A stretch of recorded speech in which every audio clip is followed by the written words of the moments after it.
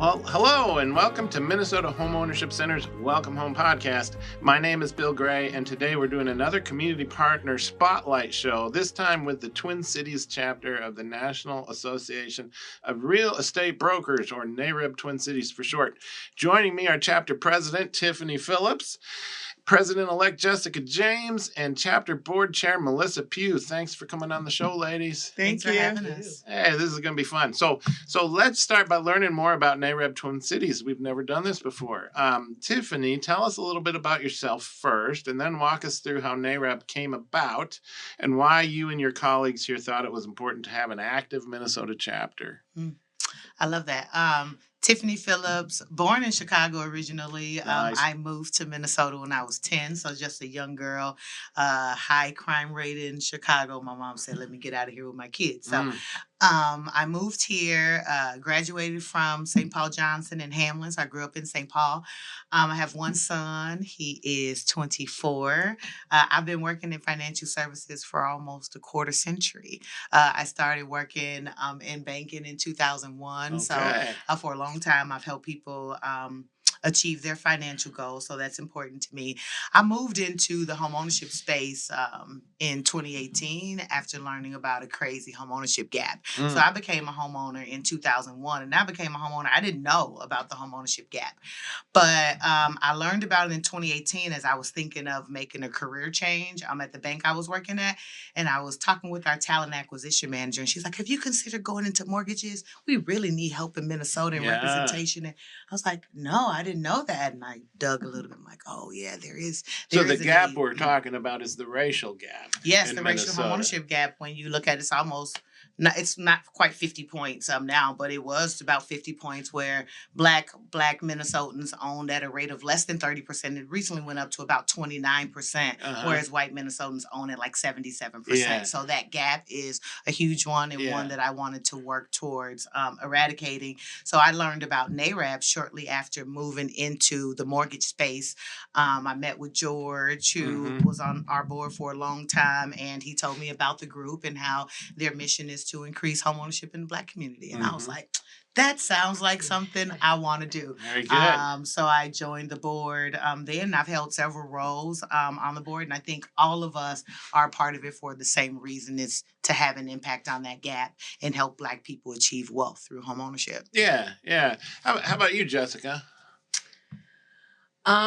So that's an open-ended question. It Do you want is. my intro? How about you? No, tell us about yourself. Tell us about why you think. You think it's important enough to have run for president, and you are the president-elect. Congratulations. Thank you. Thanks, Bill. Tell me a little bit about that. Yes. Well, thank you so much again for having us. Jessica James. I am the president-elect for NAREB Twin Cities. I've actually been a board member of NAREB Twin Cities since, well, should I say a member first, right? I wasn't a board member right away, a member since 2021.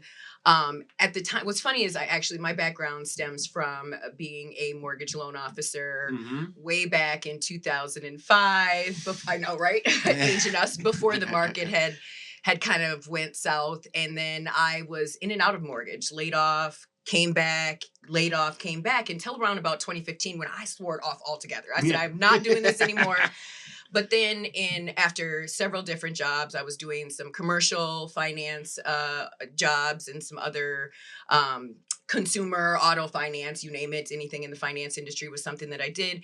I just felt the need to just even looking at my mom's personal story with, our wealth being taken away. So my grandfather was a homeowner. He owned several different properties. It was lost with my mom's generation. Yeah. So just seeing that and understanding kind of the path or lack of education that came with that, and losing those properties, which meant us losing our generational wealth, it just really made me realize that this is where I was meant to be at in housing. So I went back to be another loan officer again. And this time it was a community residential loan advisor with Associated Bank. And then that's when I kind of found NAREB. One of the chapter presidents at the time, Cameron Perkett, kind of reached out and recruited me. And I just was hooked ever since. I don't know. It was just something about the Black professionalism, the passion that everyone had within the organization to continue to help close that gap, Yeah. and just being able to partake in some of the impact that we were creating to help close that home ownership gap has always been important to me, and one of the reasons why I think I chose to keep the legacy going. I recently just became a licensed real estate agent. Nice, Thank congrats. you, to keep that mission kind of moving along. Also, we were previously a lender heavy chapter, so just kind of getting back into the roots of where we started at, right? Just getting back into that real estate professionalism while continuing to educate our consumers and continuing to close that gap. Yeah, I think that's great. So I should mention, and we've said this many times before, home ownership is the number one way that families and individuals build wealth in the United States. And for many years, home ownership was restricted for certain populations, including the Black population. And so it's even though that is not the case today, you are left with the results of that, which is not only that home ownership gap, but the wealth gap as well, because they go hand in hand.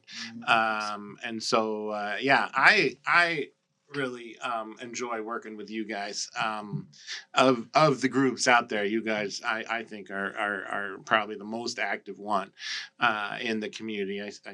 We love having you guys all the time. You come to our unlocking events and have tables. We love having the Home Ownership Center as a partner for sure. Yeah, well, thank you, Melissa. I want to give you the same opportunity. What's your story? Okay, so I'm a little bit older than these two. You and me both. So we're not going to date myself.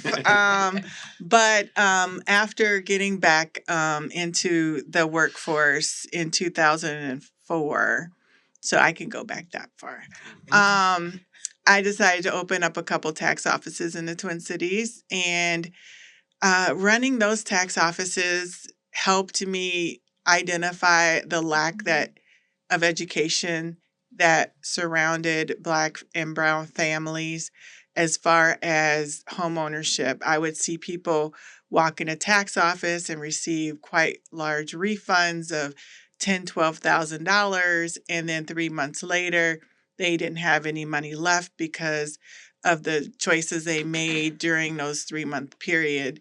And my thought was, well, you could buy a house with that kind of money. So that led me into real estate and becoming a real estate agent. So by having my tax clients move into home ownership, I decided to not only become a real estate agent, I became a real estate broker. So I have my own real estate brokerage as well. Getting into that, I decided that the people that I was helping get into home ownership was taking quite a long time to get ready. It wasn't a normal real estate transaction that takes about 3 to 6 months. It was longer, probably about 12 to 18 months to get them prepared to get into home ownership. And as a small brokerage, you can't eat off of that. So luckily I saw an opportunity to join a nonprofit that would actually bridge that gap where I can actually get paid to help people get into home ownership and become homeowner. Was that PPL? Yep, that was Project for Pride in Living, yes. And so I was able to help people over that time period get into home ownership, and that was a very great time. And by being associated with PPL, I became associated with NAREB, and I was able to join as a member under PPL. And once I started being involved in the organization, I 100% committed to bridging that wealth gap. Yeah. And growing up, and that's another thing that I saw that's lacking. It's the missing generation, I think, between families that moved here from other parts of the country, particularly the South up to the North. Certain knowledge was lost in that transfer where Black and brown families were taught how to be entrepreneurs, make their own money, have land, have their own house, 100% self-sufficient. And then when they moved to the cities and they started working in the factories, that information and that knowledge wasn't passed on to their children. Mm-hmm. And so I came from, and so did my husband, we came from people that migrated from the South to the North. And luckily, we still have land in the South.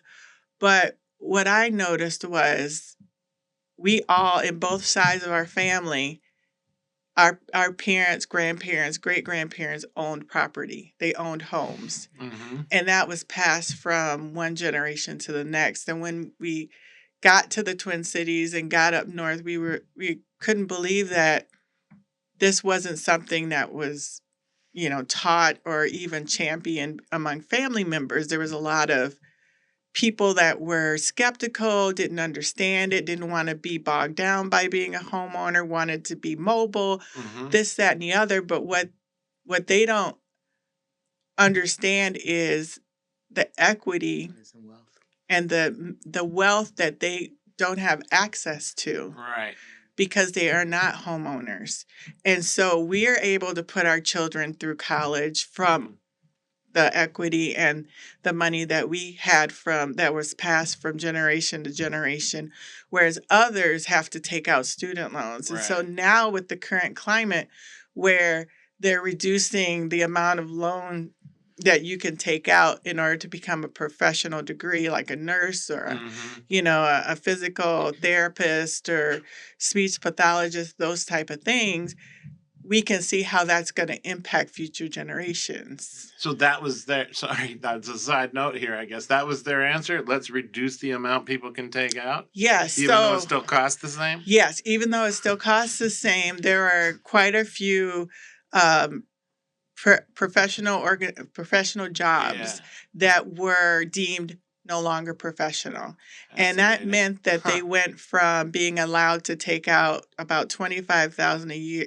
They used to be able to take out over $50,000 a year, but now it's been dropped down to $25,000. Interesting. I mean, good and bad, I guess, but not solving the problem. It's not solving the problem. And the way that the current administration looks at it, they're looking at it as, well, because we don't want you to get in so much debt when you go to college and get these professional degrees, we're going to reduce that. That's not how I look at it. I look at it as the people that didn't have the opportunity and didn't have the access to equity in order to get those degrees, no longer have the access to get those degrees. Yeah. It's not an option. Yeah. School is so expensive. Like, I get credit reports from people, student loans, $400,000, $300,000. How are you? How are you gonna afford a house with a $400,000 mortgage? I started at 25. I think I owe 40 now. I haven't necessarily, It's not 400. No, but it's a $400 payment. Oh, on my debt to income, right? So that's just and I think too, it goes back to like, honestly, I think I had that debt because, I've been here all my life. I'm a Minnesotan born and raised. So like, didn't have that like same like, migration or whatever going from one place to the other. But I do question even my mom and things like that a lot. Like, why didn't we talk about some of this stuff? We never talked about owning a home or being an entrepreneur or having a business. Like, these are just things that like gradually I had to really self-teach, learn outside, like from people at work and people in groups like NAREBs, this. And it was not something that was taught, especially I think here in the North. I don't know why. I mean, but it's funny. I went to a reunion of somewhere that I used to work 15 years ago. I was the only Black female that worked there. I didn't realize that until we had the reunion. I was like, oh my gosh. Like, but those are the dynamics that I was used to growing up with. So like, didn't even think about it. And I didn't talk to like my white friends. Of course I had lots of them, but I didn't talk to them about like, wow, how did your mom get this big house with the pool? Yeah. Or, you know what I'm saying? Like, how did you buy a house? Exactly. That's where it came from me. I was at work and I Yeah. saw my coworkers on the same team as me buy a house. It's like, wait a minute. if you can buy a house, I can buy a house. Yeah. So Yeah. why aren't I buying a house? Yeah. So then that's when I started looking into my options for buying a house. And I Right. did that without anyone in my family having owned a house. I just felt like it was something that I can do. And I think that's why our work at NAREB is so important. So, I mean, NAREB's been around for 80 years almost, right? And it started from when we couldn't buy houses, we couldn't be a part of the National Association of Realtors, and it started as like an equal rights Right. advocacy So group. you're literally excluded. So Like, you started your own excluded, group. Could not. So we just had to start our own group, and so much so that we were excluded. They were even afraid to put in the name that it was a Black group, which is why when you said the National Association of Real Estate Brokers, people wouldn't even Well, notice what's that that? we're a Black affinity Right. group, right? So the need was so great then. They did a lot of advocacy work, helped pass the Fair Housing Act. Yep. NAREB was part of that. Yep. And then you come to 2016 in Minnesota, where we have this crazy home ownership gap, and you got a group of professional Black real estate agents and some other allies, and they say, you know what, we need a place for Black real estate professionals to be, to impact community, and that's how they started, the Twin Cities chapter. Now next year we'll be 10 years old, and our goal locally within our chapter is, one, to increase development for our members and make them more successful in their space, but also educate the public on the possibility of homeownership. That's why we started the Unlocking series this year. So people know that it's possible for them. And if we don't get out there to tell our community it's possible, they'll still sit there and not know that they can buy a house. And then when you sit down and start talking to them, it's like,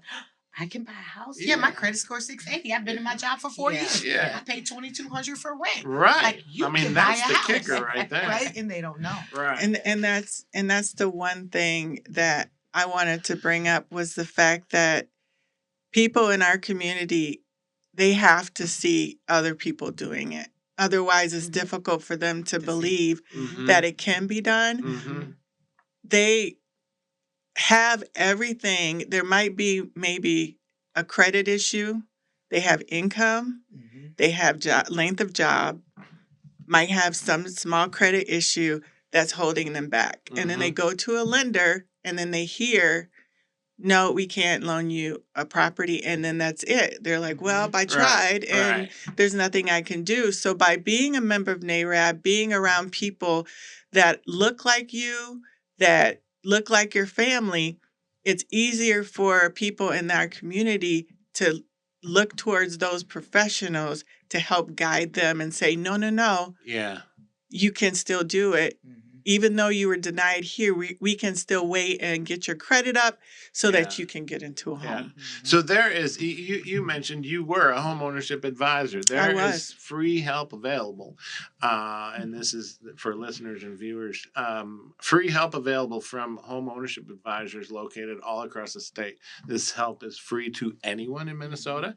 It is especially useful for folks who are interested in home ownership but don't have any idea where to start and don't know how mortgage ready they are. And you mentioned, sometimes this can take 18 months or something rather than 3 or 6. And that's what this is set up for. It's a slow yes. It gets you to where you need to be as far as mortgage readiness goes. And it also gets you to understanding everything you're getting into, probably more than most people, right? I mean, when I bought my house, I don't signed the papers in a Dairy Queen, and apparently I own a house now. I didn't know anything.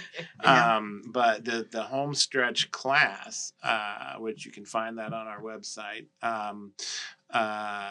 teaches, you bring in experts from realtors to lenders to home inspectors, and it's just so valuable. And we're at the Capitol and in Washington trying to make sure that program keeps going through HUD.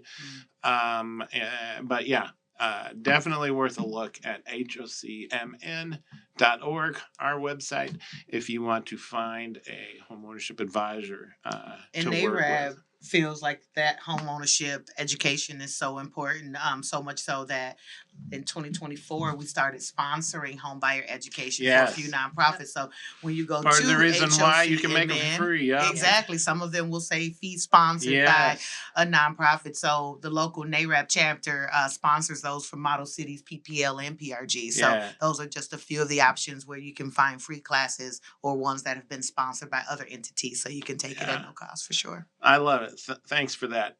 So I know we've done a lot of this already, but what are some of the unique barriers that maybe we haven't mentioned that Black Minnesotans can find themselves facing when pursuing home ownership?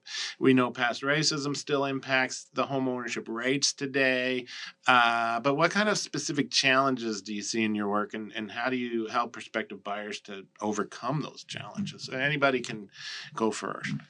I see a good number of applications, and I think the number one thing for me that prevents people from moving forward immediately is credit concerns. But as Melissa said, that's something we can fix. We refer them to one of our nonprofit partners. They can work with them as long as they take the action to fix that. So I would say number one is credit. The second is their ability to afford the mortgage, and that's twofold, right? We're looking at the amount of income they make and the reliability and consistency of that income, and then we're also looking at the amount of debts they have. I was pre-approving someone meeting with them today. The gentleman was like almost $80,000 in annual income, but he can only afford a mortgage payment of $846. And that's because the level of debt he already has, right? So it's like, well, if you didn't have an $800 car payment and owe the IRS $700 a month and, you know, all child support and all these things. So it's level of income and not always being paid what you should be paid, which is impacting your ability to afford the home, and then the amount of debt that you've went and acquired to live the life that you desire to live, but now is impacting your ability to afford a mortgage. So in my experience, it's credit first, but credit is the least of our concerns because it's easier for someone to go fix their credit than it is for them to go out and make more money, right? Because even if you go get a second job, I'm not using the income from that second job yet to qualify you, right? So it's easier for us to work with a nonprofit advisor to help you improve your credit. But I would say credit and the ability to afford the payment based on both income and debts. How about down payment? 20% is a big number, and we all know that you don't need 20%, but you still need something. Come on, Bill. You know we don't need 20% anymore. That is a myth. It always, well, it has been most recently, definitely. Tiffany, I call her the DPA stacking queen over here. Okay? Down payment assistance. She has gotten some people some serious down payment. I want to say somewhere upwards of $120,000 per transaction. I did one this summer. A close person that I know, $225 was her assistance. Wow. $372 purchase. Wow. Yeah, but some of it land trust, some of it Ramsey County first gen. So that's $90,000 that she won't even have to pay back over you know, a period of time. And then we use some advanced and Black home ownership. So we just put that all together so she can afford, and it's best when they're forgiven, right? And these are the models that our folks can walk you through. I mean, you said land trust. So land trust is a trade-off. If you purchase a land trust home, you can get in at a much lower level, but you do not own the land. And so when you sell it, your equity is only on the physical structure, which is great. It's equity, but it's not like a traditional home buying purchase. So this is the kind of nuance that the advisors can walk you through and help you figure out. So down payment. I was actually gonna add to some of those barriers, right? I think Melissa said it best. Like, you got to see people like you that are also doing the same thing. So having this NAREB Twin Cities as a Black organization full of different industry professionals also gives that trust factor, right? Like there's a trust factor that the Black community has had against banks. You go somewhere and there's that instant no, and you're like, okay, I'm done. I'm not doing this anymore. You know, they told me no, it's not for me. So I think just having people that you can go to that look like you is another bonus of, you know, being able to, or sometimes a barrier, right? That you have from being able to get out there and access some of that home ownership. But down payment is definitely an issue. I think it's gotten better now. I do feel like still, for me personally, that credit is one of our biggest barriers, and income, right? Because like she said, her customer could only afford, you know, an $800 payment. But the reality is if you don't have any debt, Right. your payment, you can't have anything practically if you're making $80,000 to buy a $300,000 property. Right. You can't have no debt true. because you need every bit of that income to qualify for what, that $2,000, $2,500 mortgage payment. all day long. Yeah. So that is, there's a lot of things that are occurring right now that are really the income not catching up to inflation, people's expenses outweighing their income monthly. It's less likely that people are going to save. It's like a ripple effect that's happening right now amongst the Black community, because while we are trying to do the down payment, the homebuyer education, both pre-purchase and post-purchase, right? Because it's just important that you educate yourself after the purchase as well as before, but also just being able to kind of understand that income is a huge factor of being able to qualify right now. So I would have to say that I think the number one issue is mindset. I think it's mindset, because what I've seen is people's values have shifted, and they would rather have the $800 a month car payment than a $2,000 a month mortgage payment, because they can drive around in a car and people can see your car. However, what people in our community, what they don't realize is that they're driving to work in this $800 car, and even though it's $800, it's not going to be a Maserati, right? Because of the current interest rates and, you know, the length of how long you have to have these payments now for a car, and you have to keep it longer. Oh, it's like 7 years. Oh my gosh. That's crazy. Yeah. And so what they don't realize is that they're starting off at a starting point that's far behind their white colleagues. Right. Because they think that, okay, I've made it. I got this $800 payment. I'm just like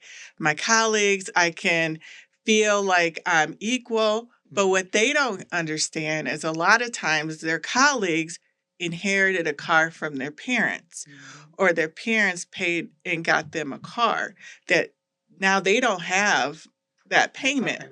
So now they're behind. Happy with a cheaper car, like $25,000, or they're happy with. I don't need an $80,000. Absolutely, and so their mindset needs to be shifted a little bit away from keeping up with the Joneses, and look at immigrant communities that are coming into this country that's able to purchase brand new homes at $515,000 because they live together. And it's not, I'm going to do it all by myself without any help from anyone. Instead of, I'm going to have my sister in the house. I'm going to have my mother in the house. I'm going to have some grandkids in the house. We're all going to contribute towards this $3,000 mortgage, and each person will get their own space, and it'll only cost them each $800, whereas the Black and brown person that's been in this country for generations, mindset is, well, I got to pay this $3,000 mortgage all by myself with no help from anyone, plus on top of it, an $800 car pay, plus on top of it, all these other things, where they're not looking at the fact that their car payment is a depreciating asset. That house is appreciating. And so by there's nothing left when that car's done. And when the house is done, it's more than what you paid for. It could be double. So you got your money going towards a depreciating asset that at the end of the day will net you zero. You got your money going to rent. At the end of the day will net you zero. And you got person B over here, no car payment, a house that they bought for $550,000, and in 10 years that house could be worth $1 million based on a current appreciation. And then each person living in that house would sell it. They would split the proceeds, and each one would go buy their own house. Yeah. Fascinating. What gets me is, and I think this is still true. Check me if it's not. Rents are so high that if you're paying full freight rent, you can probably afford a mortgage. Is that a fair statement? Yeah. And the problem is the hurdle of the down payment and the credit score and the this and that.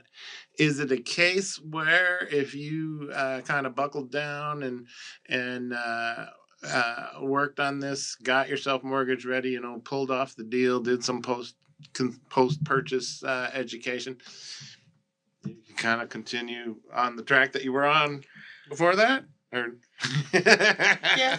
I mean, in theory. In the ideal world, yes. In the ideal world, In the yes. ideal world, yes. And back a few years ago when I, was bright-eyed and bushy-tailed and thought that all the down payment in the world was going to help people, it does not. Yeah. I am afraid it does not help people because, as I said, it's the mindset. And Okay. even if they have all this down payment and their mortgage is low, they'll go out and get the $800 car and they'll go out and get all these things. And then all of a sudden their student loans will kick in. Oh, yeah. And now they're behind the 8 ball because it's been deferred for so long. Yeah. And so all these people in the upcoming months, we're going to see an uptick of foreclosures because of those I don't have that student same loans. Negative connotation that everyone that use down payment assistance is going to go out after they have bought their house to increase their debt and no longer be able to afford their mortgage. I just can't believe that people are going to do that and get rid of their house and no longer be able to live in the house that they just bought. I don't. Wait. Now, I will tell you though about student loans. As we're looking to qualify someone, we ignored the fact that their student loan was deferred. So we did counter payment so that when they're ready to start making a payment, we're going to ensure they can afford that payment. We're not ignoring deferred student debts. And that's one of the biggest hurdles to get into. Yeah, to qualify for that mortgage. Because it could be student loans. Like I said, some people's student loan debts are $400,000, but as lenders, we cannot ignore that debt, even if unless it is it's deferred and they have a payment of $0 a month. Lenders were qualifying people. Well, deferred isn't $0 a month. That's an actual payment versus deferred. But there's different ways we have to look at that. Those are two different things. I like that you look at it realistically. Yeah, we not we just have getting somebody into a mortgage to get them into a mortgage because that doesn't help anyone. No, you have to be able to sustain home ownership, and I would feel horribly bad if any client that used down payment assistance couldn't afford their house down, because we can't assume that because you're using down payment assistance down the road you're not going to be able to afford your house. I think that's unfair. Yeah. Go ahead. I was just going to say, I do think that there's a collective aspect to this. Okay, let's be clear. Culturally, we do need to work a little bit more together, right? Yeah, like 1,000%. I mean, culturally, professionally, I mean, all of across the board, like we need to work better together. At the end of the day, is what it comes down to. Yes. I think that Melissa brings up a good point, and I would love to see that happen more often than not. But the reality is that I think that there's been so much disconnect culturally with Black people here in America. I'll say, right? They don't want to. I don't want to live with my mom. Oh my gosh, my mom, or my sister, or anybody else for that matter. Right now, like I don't. It's just, and that's I guess something that we also have to think about. That, and I don't know that that's a mindset that could change, because what is it worth at the end of the day? You know what I'm saying? So I do see it from different aspects. I don't believe that the down payment, and people who do get down payment, not everybody is going to go into foreclosure, but I have seen some very high debt to income get approved with hundreds of thousands of dollars of down payment assistance. And those people might go under, and hopefully that is not the case. But I think that it also opened up a lot of opportunity for people to kind of get their feet in the door and be able to kind of grow and thrive and build that wealth. To give them the chance. And one of the biggest things that I know homeownership advisors work on is making sure that people understand what the down payment assistance that they are entering into. Or if it's a land trust thing like we talked about before, what does that mean as far as wealth building goes? It doesn't mean it's bad. Right. It just means it's different. And this is what works for you. And just a little plug to the land trust. Okay, I just want to say, people knock the land trust model, but it is a starter home situation. Like, pay it forward. Right. Like And the ending no, home. you don't own Yeah. the land at Right. the end of the day, but you get to Listen. hand that home over to another Right. person who is in the same boat as you were Right. 10 years ago or whatever Yeah. when you bought the house. Like, give it a shot. Yeah. Like, people really have a problem with Yeah, it. Right. I think I have a it's a client- good model right now. And Yeah. I would like to say for the record, I used to not be a fan of the land trust. And I used to just yell and scream like, oh my God, oh my God, this is so horrible. But you have to run the numbers. And so I sat down one day after attending a conference it was for one of the housing counseling agencies. Mhm. And I ran the numbers and it just makes sense. Like, Mhm. instead of having a mortgage of $3,000 a month for this beautiful house, this brand new house, this updated house, 4 bedrooms, 3 bath, 3-car garage, everything that people want in a home in a nice neighborhood, you get it for $1,400-1,500. Mhm. Yeah. And if people are disciplined, which I pray they are, they would take that $1,500 that they don't have to Mm. pay on a mortgage, Mhm. Mhm. and they would invest that money. And as That's their appreciation. income increases, that mortgage payment stays the Mhm. same. Mhm. So they could be living in this beautiful house, investing the difference, Mhm. and that would be their appreciation Mhm. I right told there. my son he should buy with the land trust, but I had a client last year. Her payment was going to be $700 less if she used the money from the land trust. That's $8,400 Well, yeah, a year that in adds over up. 10 years. Yeah. Like, why Wow. wouldn't And why over wouldn't you 30 do it? years. Right? Yeah. I have a client 62 just closed last week with the City of Lakes Land Trust. Bought first house, $250 purchase, loan amount was $77,000. Yes. And, oh, man. Payments $940. Wow. She can't buy a house. No. She can't rent You for can't rent for $940, that, right? yeah. So that's the thing that the land trust can do and help people. It's nice to, when you convert people. I've had Yes. several agents that I've converted with the land trust. Yes. They're like, no. And Yeah. I'm like, no, it can be good. $940 a month. That was my Come on now. 1-bedroom apartment in the 90s. Exactly. No, that's my client. She bought her house last week, $940. Awesome. Yeah. And Good that was my mortgage when I moved here. Really? Yeah, in 2001. Amazing. Mm. It was $803 or something. And that house done flips. Oh my And I know it's been. I'm so rich. Yeah. Oh my gosh. That's right. I say that to That's my right. friend all the time. I'm like, I look at the equity in my house. I'm like, oh my gosh, I'm so rich. Right. But I Plus, can't you drive access a it. reasonable car. Yeah. Exactly. Well, I want to throw out your website. Let's see. For more information on NAREB Twin Cities, you can go to NAREBTC.org. Learn more about this great group. If you are a mortgage professional, lender, realtor, nonprofit, it's a group you should check out. Yes, be we looking would love to have you join. We're working on our 2026 calendar, Yeah. so that'll be updated like right after the start of the year, and we'll have all the great things we're gonna do next year. I was going to say, tell me a couple. Do you have any that you want to give a sneak peek to? For sure. Who's so the new president? That's Jessica, right? yes, Well, Tiffany's still in the reins for now. Okay. I don't take over until next year, right? yeah, Yes. 2028 Yeah. actually. Oh, So, it'll well, be- I'm misinformed. Yeah, Okay. yeah, it'll be some time, Okay. but we are continuing our Unlocking Homeownership series. So we have a few of those scheduled: February, June, and October, and then we're also doing like special member focused things. So Mhm. we're gonna do like a tax presentation just to get them ready for taxes Yeah. from our great Melissa, who's Yes. own tax shops, right? We're gonna do like some top producing panels so we can get our members in front of members that are doing the great work already, so they can know how to improve things. We're gonna help them with their social media, right? So we want to help our members do better, because then they're gonna in turn help the community do better. So those are some of the things we're hoping to do. Another diversity homeownership fair. Yep. Just continuing to do the things to help the community know they can buy a house. Oh, I love it. All right, I'm gonna say that's it for this episode. If you are interested in exploring homeownership ownership for your own household. You can take a home buying class, enlist the help of a homeownership advisor for free by going to our website, hocmn.org. Our advisors and educators, former advisor down here, are embedded in organizations across the state, and they will work with you to help you get mortgage ready, educate you on the buying process from A to Z, and walk with you through every step of the process.